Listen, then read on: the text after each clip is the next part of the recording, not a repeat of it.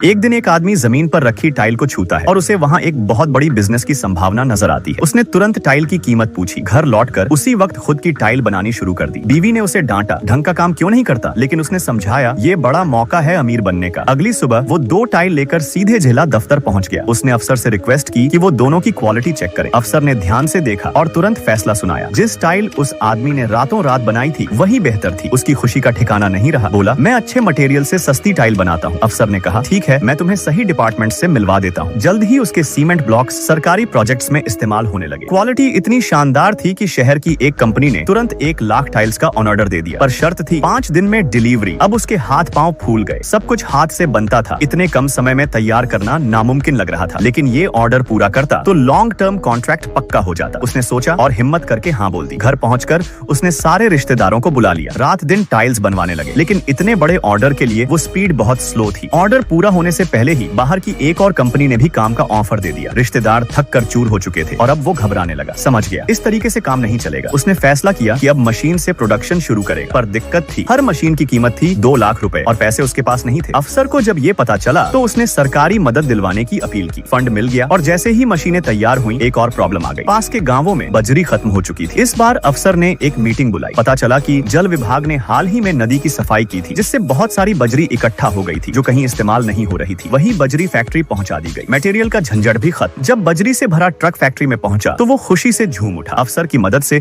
उसका tile business लगातार बढ़ता गया। 1 साल में उसने खुद की कंपनी शुरू कर ली। सरकार की तरफ से उसे अवार्ड भी मिला। लेकिन जब जिले के बड़े अफसर द्वारे पर आए और सब कुछ देखकर जा ही रहे थे, तभी उसने अफसर को एक पैकेट पकड़ा दिया। अफसर ने जैसे ही उसे खोला उसका चेहरा एकदम बदल गया। धीरे धीरे उसने उस लिफाफे से मोटी गड्डी निकाली, नकद की। वहाँ मौजूद बाकी सभी अधिकारी एकदम गंभीर हो गए।